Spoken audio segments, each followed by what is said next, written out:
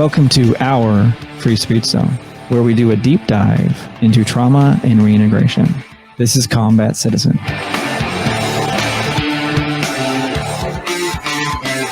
Welcome back to the Combat Citizen Trauma and Reintegration Podcast. I'm your host, Ryan Stanton, and we're going to do a deep dive into your trauma and reintegration.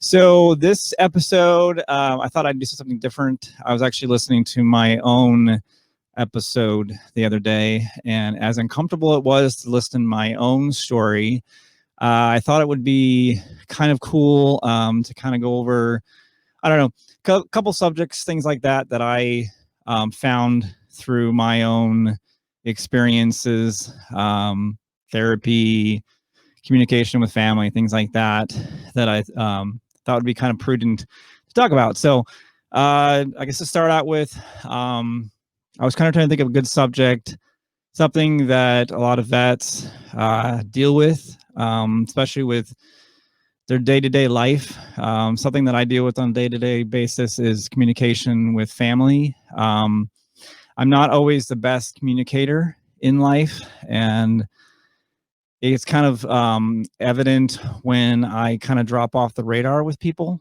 for a while, and then I come back and I'm like, hey, so sorry, I've been having troubles, and I just kind of shut down. So not sure how anybody else deals with things, but from personal experience, that is mine. I personally, in my own life, I run a business. Actually, I run several businesses. I personally go to school, and actually just started recently back up in school. And it's been challenging, to say the least, to really keep up with people. I've had, I would say I had a lot of friends. I have a lot of friends, a lot of business associates, a lot of friends outside of business that I kind of try to keep up with. I try to do my best to really kind of be involved in their lives. There's a lot of things out there to be able to follow people. You got social media, you got in person as best as you can with people. And then there's a lot of different ways to keep up with people, but I found out that through I'm not necessarily know if it was just my trauma per se, but it's the way I operate. Is I'll be real here. I sometimes don't like talking to people as best as surprising that may sound to some people that are listening to this and that know me. I don't. I mean, I'm very straightforward kind of person, and if I don't like you, I don't like you. So I'm not going to talk to you. But if you're friends of mine, there have been times where I kind of, and it may sound kind of selfish, and it's something that I've personally been working on, is the idea of expecting others to keep up with me instead of me keeping up with them all the time. It's been something that I would say it's been something that I've been dealing with for a long time in my life. And it only became more present in that my post-military, that I've kind of more identified it as something that that it's tough for me. I really don't like it when I don't hear from people, and then I have to be the one that communicates with people. So there are times where I just say fuck it, and I just don't communicate with people. It's partly because hidden, like, inside my psyche, be like, you know what, maybe they're going to communicate with me. Maybe if I don't communicate, somebody will reach out and they'll be like, hey buddy, how's it going? And so I end up just not communicating, or like, phone calls or emails or anything like that. I go ghost mode, and I really hate it. but I go ghost mode. So is any of it rooted in you're wanting people to reach out to you? Oh yeah, I mean, I really, it's been a thing for me since high school. To be honest, is me keeping up with people, me being the person that is reaching out to others and trying to keep those relationships going and that kind of thing.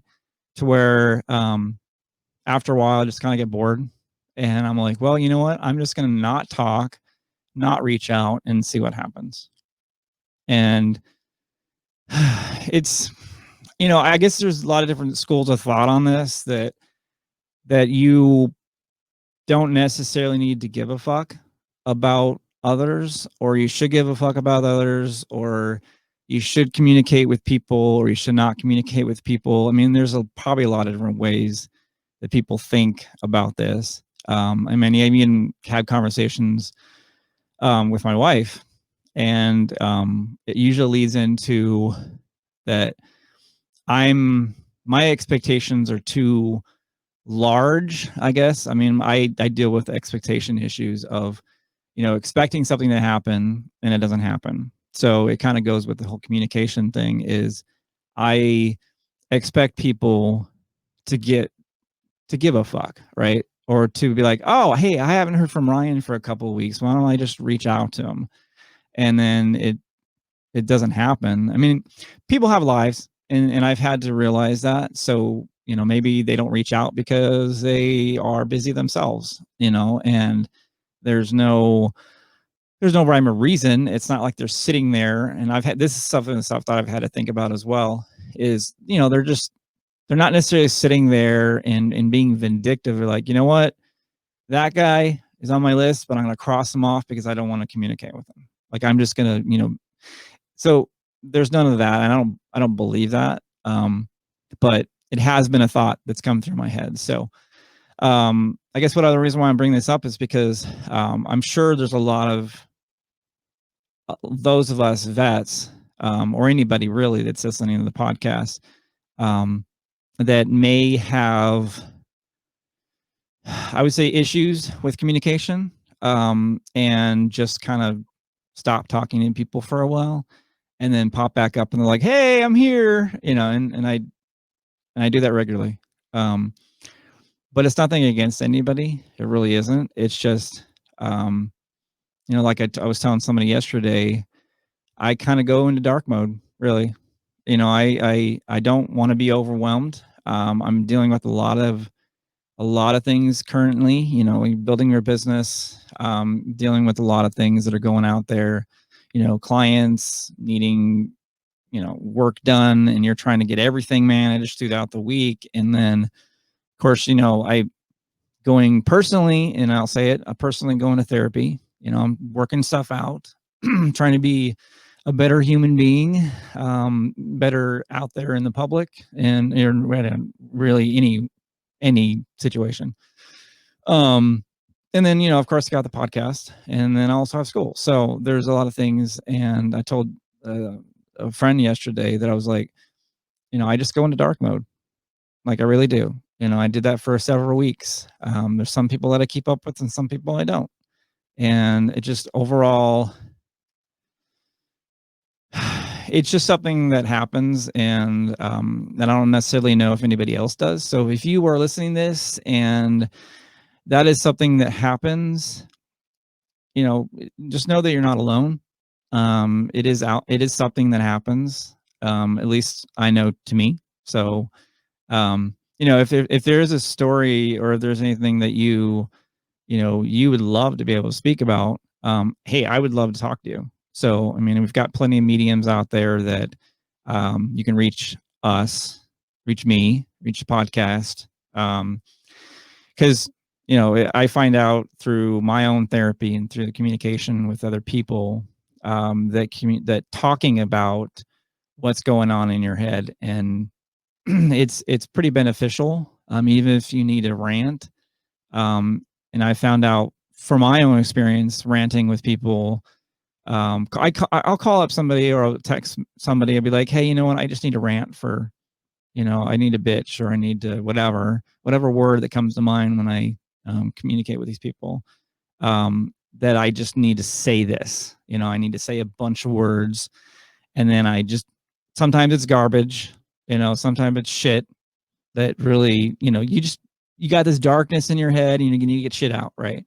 And I'm sure a lot of people do that, that have issues and problems or stories or whatever you want to call it. I think that's very healthy and beneficial, by the way. Yeah, no, I found the last, I'd probably say 10, 15 years of doing it myself, that it really helps. Like, I used to write a lot, and used to use that as a medium for that. But then I don't write as much now. But I found out that, a comparable is having people, battle buddies, having people in your court, any acronym or wording that you want to use, that you have somebody that you can vent to, and be able to get the darkness out. Ryan, I got to ask you something. We're in a day and age where networking and friendships really blur lines. Like, you and I were friends before I started producing your podcast. And I was the one that really kind of pushed you to doing a podcast because I think this is an important topic to talk about. Mm-hmm. But how often do you feel like you want to reach out to someone, but you don't know how that would affect your professional relationship? That's a good question, Andy. It happens a lot, actually.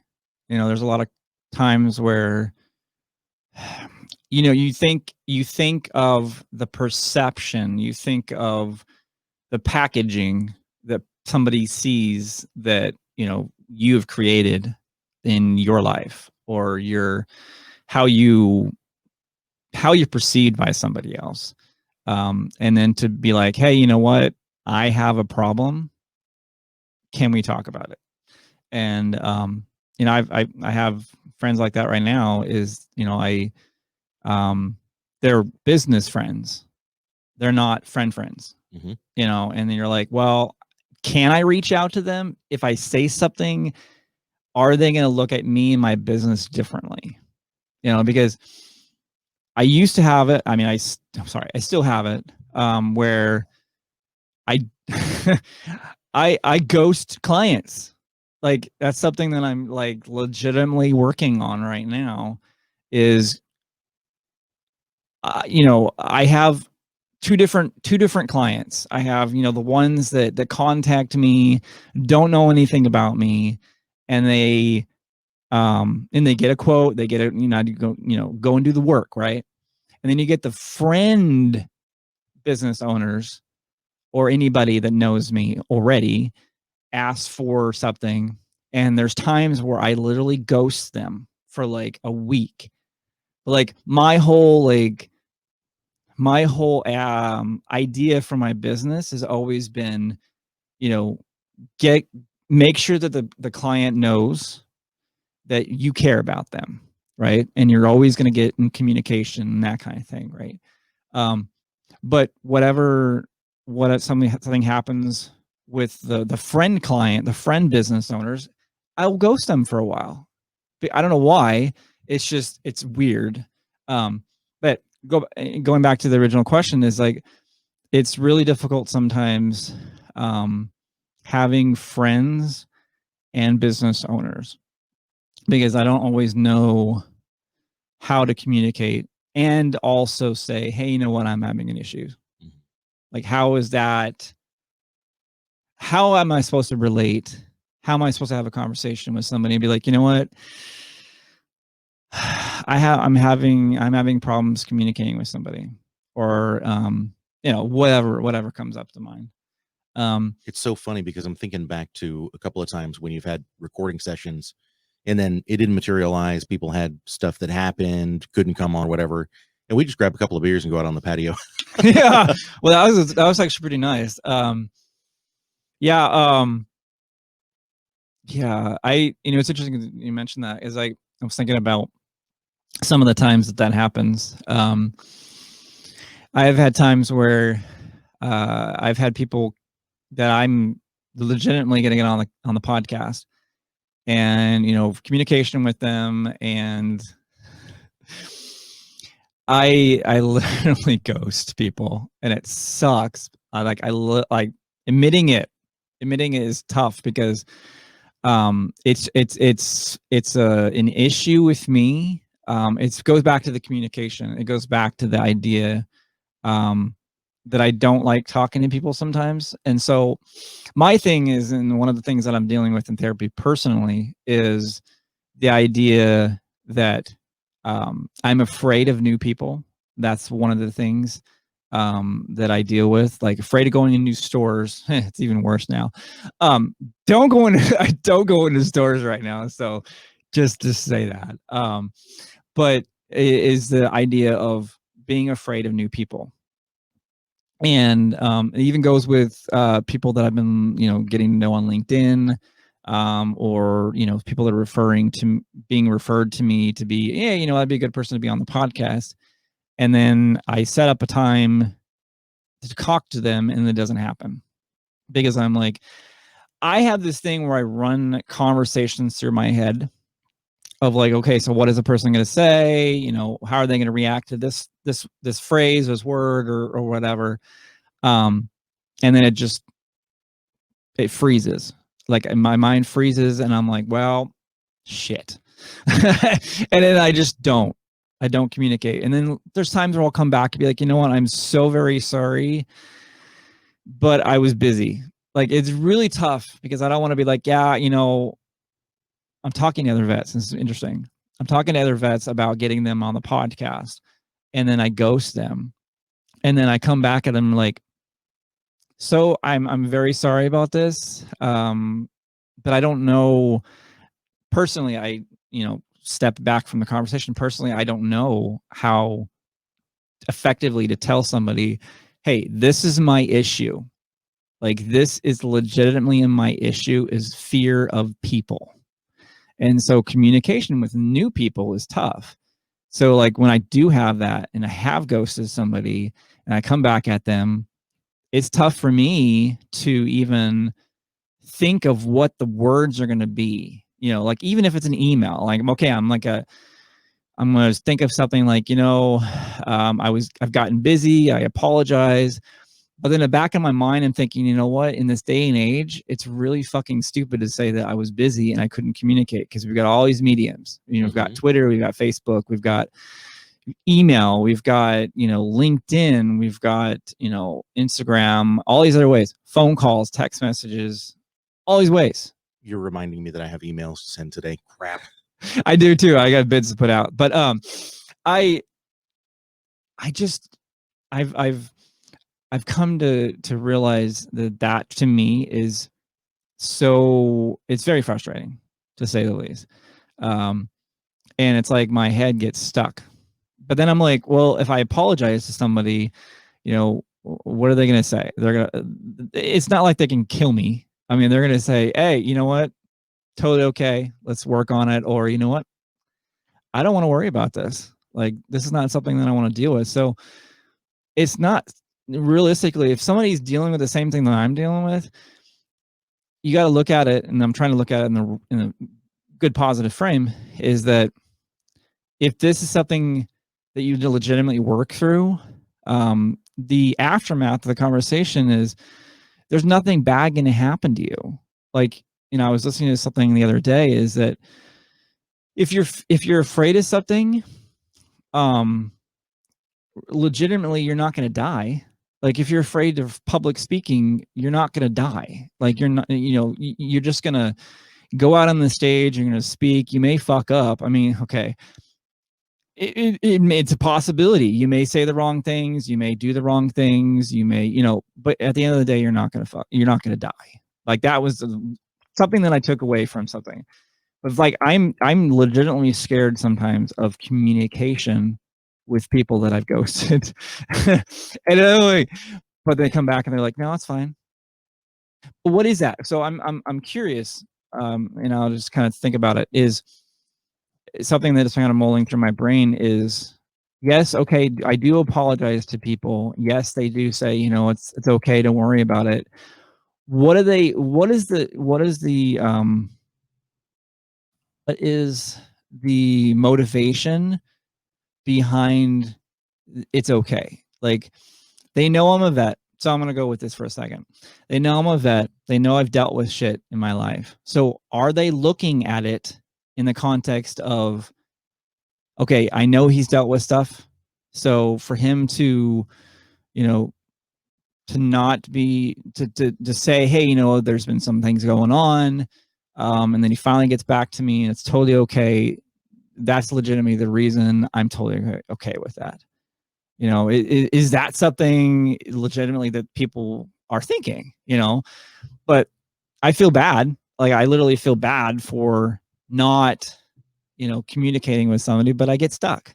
And it goes back to that. You know, I get stuck of either the conversation in my head or just I don't want to communicate. At the end of the day, you know, it kind of goes to another subject, like really, is that I lately, and I don't know if, I'm sure probably other people have experienced this with the whole pandemic or whatever the fuck you want to call it, COVID-19 shit, is that, you know, I used to go out a lot. I mean, for me to go out, say I go out a lot is a big deal. Like, I don't like going out a lot. I don't like being around a lot of people. So before everything happened, before what, January, March, I technically had problems getting out and talking to people. And I was working on a lot of stuff, and, you know, I got out there. I was able to network. I was able to build my business, my connections. And then everything happened and we're at home, and the only places I go are, you know, a local coffee shop and home and clients' houses. That's pretty much what I do. But I found out that through that whole process of going from, okay, so I'm mitigating anxiety of being around people, to I don't need to worry about being around people because I don't have to deal with it. And so I'm not necessarily getting any anxiety, to now since I'm not around a lot of people and I don't deal with a lot of sound, I'm now experiencing the idea that I absolutely love silence.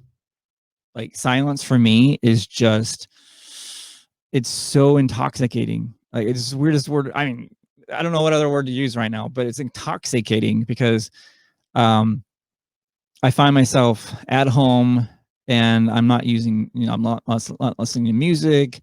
I literally hate the people that are, you know, trying to use their mowers or their, you know, loud ass trucks or anything else. You know, and there's times where I'm like, oh, I could put my headphones on, but I don't want to listen to music. You know, it's all these things. I should rent you the sound studio like by the night. Yeah. We'll set up a cot in here. Dude. That would be, yeah, okay. Get a soundproof room. I like that. I've actually been looking at my office and be like, so can I put panels on my office? That's not a bad idea. It's not it. But it's like, okay, so I just, like, for me, silence has become, I don't know, it's become important to me. No sound, because, you know, things bother. I mean, you know, I don't know why, but like, you go from over the top, I'm around people all the time, to now no sound. Like, and then I love it. So at the end of the day, I'm pretty much sounded out.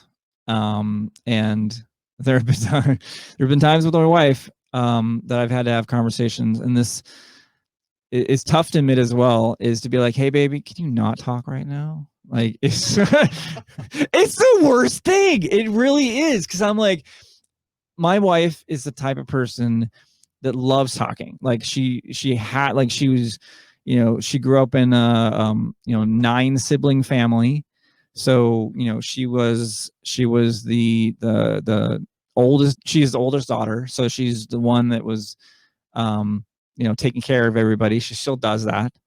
And so she loves sound. I mean, she loves talking, she loves having a conversation, she loves mentioning something, she has, you know, videos, all these things consistently on all the time.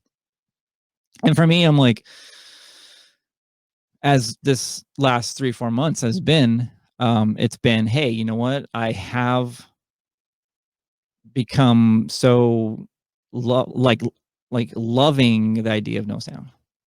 And so I go in my office, close my door, and then put my headphones on, and I have like white noise or whatever else just to kind of, you know, but then it's not it's not enough, you know. And I'm like, okay, well, I need to go somewhere to experience no sound. But there's not really that many places other than like, you know, if I want to go to a park or something, I guess I could go to a park. But places wise, it's my house and coffee shop. Park's gonna have all those gross children like Oh, making their laughing sounds and stuff. Ugh. Yeah, I can't stand that. No, no. I absolutely love kids, but yeah, there's it goes with this whole PTSD thing too. It's like when you're around and you have like a lot of people that you don't know, and they're just kind of, you're like, oh, you know, you're on alert all the time. I tried that. I tried to go into a park, sitting at a park bench, have my laptop up, and I had people walking behind me, walking this side of me, walking in front of me, and I'm like, I totally thought I picked a spot where there would be no people. You know, of course there was. So like my you know, I don't know. Like I was scanning. Like I'm scanning all the time. You know, like you should see me when I drive. I'm like, there's my mirror, there's my mirror, there's my mirror, and it's like this triangle thing of just driving. So it's tough to be in a situation where you don't have control. And then, you know, so that's kind of why I end up being at home more often, just because, or, you know, coffee shop. Coffee shop is good because I know that place. I can sit there, I can look at the door. I know that place. But anywhere else, no, sorry. If you had a friend that was going through this where they just simply could not, I don't know, reach out to people or couldn't communicate, would go these long times without interacting with you, is there something that you would do for them, or is there something that you would want people to know about when you're going through it? Yeah, I would probably establish with them beforehand that, you know, if I don't hear from you, I'm gonna contact you, you know, because you dropping off the radar is kind of a red flag to me, especially if you've been a person where you've been in constant communication with me or other people. I'm going to take that as a red flag. So I would say that first would be that I would just tell you, hey, I'm going to get in communication with you. You know, I have a buddy that Mhm. I don't know. I mean, I probably ghost him sometimes. He definitely ghosts me. We don't talk all that often anymore, but you know, I'll send him like a hey, happy birthday, or once in a while I'll say, hey man, you know, just thinking about you. Let me know how you're doing, right?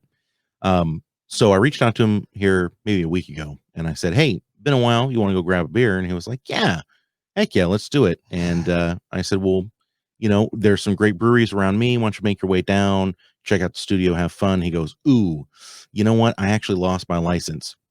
Had no clue. Had no clue. It's been months ago. It's third offense for him. So I mean, he's got some problems, but you know, it was one of those things where I had no idea. He Yeah. wasn't talking to anybody. When you reach out to him, he's open about it, but he's not going to be reaching out to anyone going, "Oh man, I'm struggling, I'm having a hard time. This has happened."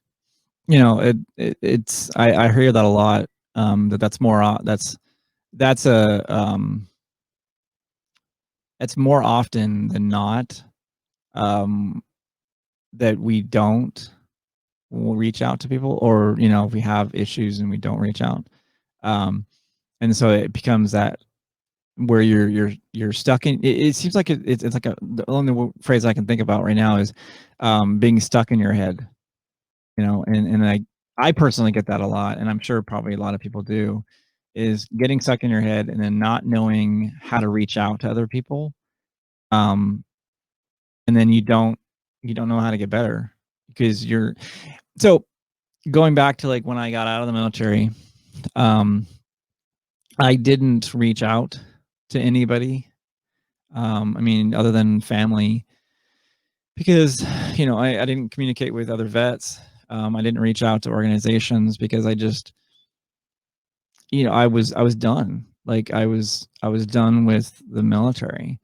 There's a lot of things that went on, and I just wanted to kind of step back from, I don't know, step back from life per se, I guess. Distance yourself, maybe? Yeah. Just there we go. I wanted to distance myself from um those individuals kind of reminded me of my time in the military. Um to this day I still don't communicate with a lot of people. I'm kind of more in right now for like the new people because they don't know me. But it's kind of funny because like I'm completely different than my military persona was. And so I don't know. Well, there's few people that knew me that could say, hey, you know what? The difference between your military persona and who you are, Ryan. But other than that, it's everybody else. I've always put in, and it's kind of goes with the business too, is I've always put up a persona in certain situations. So with the military, I got the military persona because you don't want, however that pans out. And then you've got, business persona of, okay, so I want to be a certain way. I want to be perceived as a certain way so that I can get business. And then, of course, kind of goes back to the friend business owners, to where like now it muddies itself because, you get to know people, get to know people in their businesses. Cause I work with several, like maybe 5 to 6 business owners that we get together regularly and we talk about, business stuff and learning about stuff and trying to level up and all these, phrases and whatever else you want to use. And you get to know people and they get to know you. And but it does get awkward sometimes when you're like, okay, I want to be real. I'm being real with you. But how is that transfer over to being able to get business? Right? So anyways, the personas are different. I'm a big advocate of not having a persona or not having a particular persona for something, and just being you, like just being me, being authentic. And so, but it's tough. It's tough when, you meet somebody from your past. It's like, oh, hey, I know you were starting Stanton. How you doing? And you're like, oh, hey, how's it going? Like you're immediately straight back into that mindset of, keeping everything in a box, kosher or whatever you want to say. So yeah, it's tough. But I would say if anybody has problems with communication, obviously, it could just be something like, they're stuck in their head. They don't know how to communicate. They don't know how to reach out. And I would just probably schedule like regular times to get in contact with people. But there are other times where we don't don't do those, don't check in regularly. Wouldn't it be good for people to reach out to you, by the way, and just, if they have something like this they're struggling with and they want to get something off their chest, you have an email that they can reach out. Yeah. It is combatcitizens.tr@gmail is the actual email. So TR, trauma and integration. So yeah, people should do that. I mean, seriously, if this is something that you struggle with out there, I know I do too. I'm not a combat vet, but it's a common thing, but for different reasons. yeah, I mean, and difference between how you the issues that you come up with as far as communication or like a vet, there are mitigating circumstances behind. There's just there's the history behind both of those stories that determine how we each communicate or how we don't communicate or what the conversations are in our head. And we don't always talk about what those things are that cause us to do that. And sometimes that's really the worst thing for you, is just keeping it bottled up. Sometimes you need to be like, this is the reason why I struggle with this and I don't like it, because verbalizing that, your brain is hearing you say it. You know, it's taking in whatever you say. Yeah. And so you can't just keep that stuff in your brain. You got to talk to somebody about it. It's basically making it real. Mm-hmm. And that's what I found out, that counseling and therapy and venting sessions with friends, not always with the spouses, you know, it can get a little cumbersome sometimes, but it tends to make that real, so that you can go, okay, so that needs to be worked on, you know, and now you can be like, somebody else knows it and they're going to hold you accountable to be like, you know what, you said you're having problems with this and you said you want to work on it, you know, and it opens up the doors. Mm-hmm. I mean, especially with like somebody knows that I have problems with communication. I'm hoping that opens the doors up to be like, you know what, I've got to communicate with this guy. Like I've got to I've got to reach out, you know, because then it goes with the other thing is there's, you know what, 22 suicides a day, you know, and there's this whole organization, everything else of, you know, trying to keep suicides down from vets. And there's a lot of the times is these situations of non-communication or anything else that vets deal with do contribute to that result.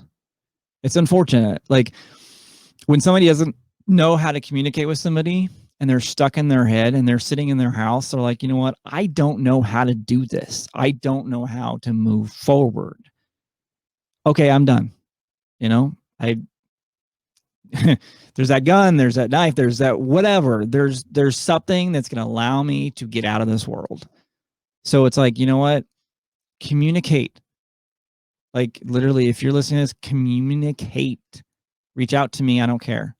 I honestly, I know I have problems with communication, but if somebody's going to put it in their, you know, email, be like, you know what, I need to talk like right now.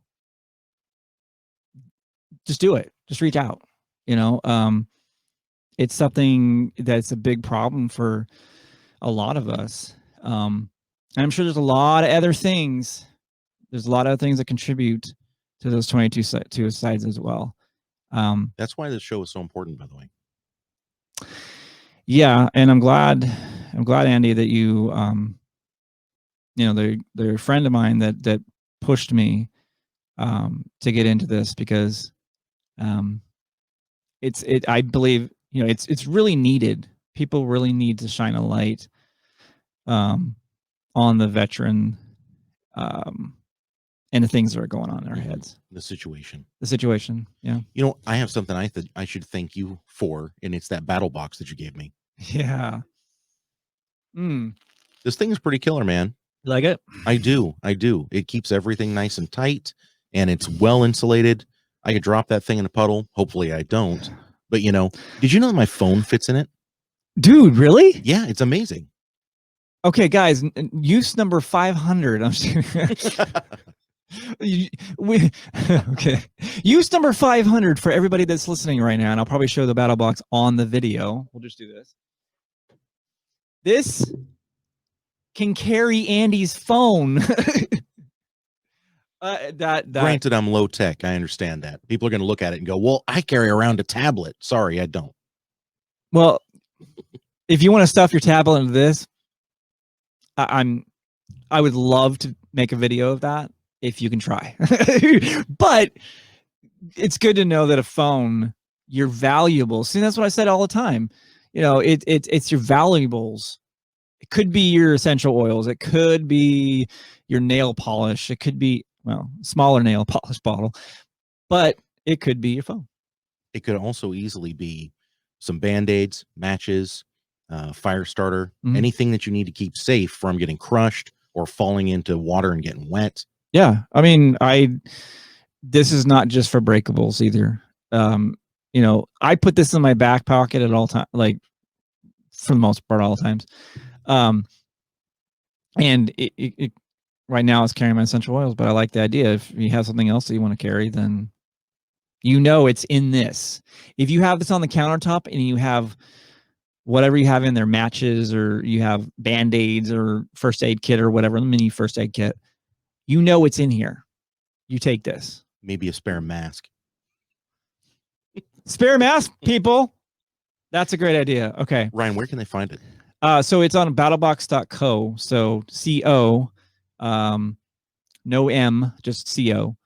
And then the actual email for them for it is yourbattlebox@gmail.com. And we want to thank them for sponsoring this show. Hey, this has been a really good one.